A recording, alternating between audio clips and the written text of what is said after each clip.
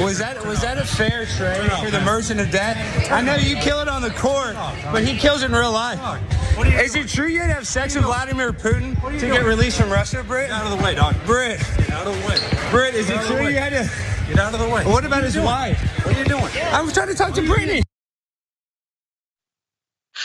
I want to say shut the hell up. I want to say shut the hell up to every single person who is pretending that they know who the merchant of death is, or every single person who is pretending that they had any inkling of an idea who that person was until it became time to make a trade to save an American citizen. Someone who has been, out of the game apparently for decades upon decades, who the first thing he did upon being released was an interview in a magazine where he said there's too many genders in the United States. I'm not afraid of that guy. He doesn't have any sort of institutional power. He's not a threat to you. For the love of God, the fact that you think that we should, keep someone who's an old man now rotting in a prison when we could give him up to save a United States citizen from an unfair jail in Russia is beyond me. It is disgusting to me. And I've seen time and time again, conservatives saying, it's the worst trade deal in history. You don't know anything.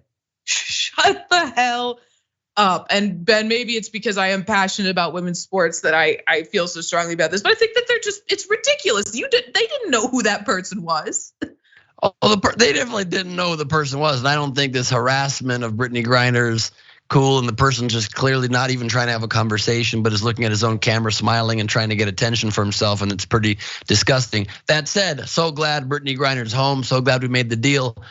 Not a fair trade, not an appropriate trade in my opinion. I mean, literal terrorist for a basketball player doesn't seem, just on the facts of it, like a fair trade, and seems like we came from a position of weakness. But I also think it's important to bring Americans home, and hopefully the person is too old to do any more horrible acts. But I guess I see that a little bit differently. But the person's behavior is deplorable regardless. Yeah, and speaking of that deplorable behavior, let's talk about him and who he is. So that was right-wing media personality Alex Stein, who is just being an absolute ass.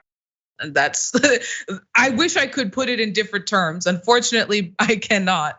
But so let's get into some more details about what was happening there from Yahoo News.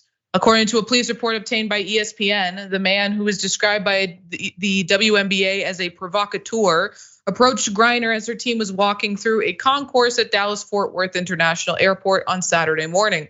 The team was traveling to Indiana for a Sunday game after facing the Dallas Wings twice in Griner's home state of Texas. The incident reportedly occurred in Dallas-Fort Worth's Terminal A, which is the exclusive terminal of American Airlines. The man, who apparently did not have an American Airlines ticket, reportedly left via the Skylink train towards terminals B and D. So Brittney Griner's teammate, Brianna Turner, put out a statement to show her support, but also raise awareness of some of the safety issues that the WNBA players have to face. She tweeted, "Player safety while traveling should be at the forefront. People following with cameras saying wild remarks is never acceptable. Excessive harassment. Our team nervously huddled in a corner, unsure how to move about.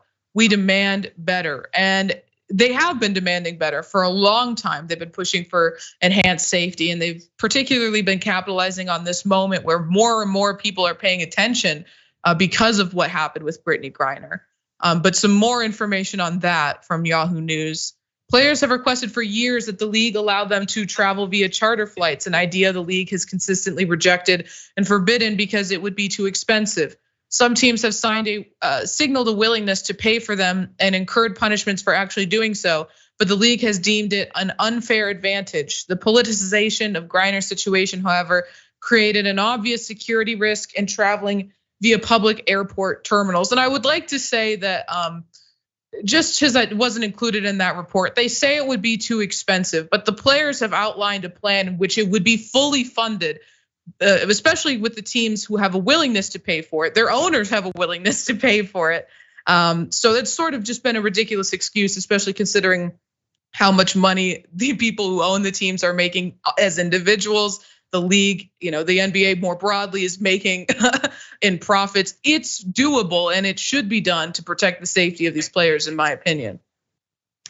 As a road traveling stand-up comedian, my level of empathy for people being heckled, being some sort of major emergency, is not through the roof. I don't know that it's a major safety concern. It's just annoying personally and an inconvenience, but I think they should be taken care of as much as the league and the teams can afford. I don't see any reason not to. Right, they could do it. They're just dragging their feet on it. So support for the WNBA players as they continue to battle for, just to be treated fairly in sports.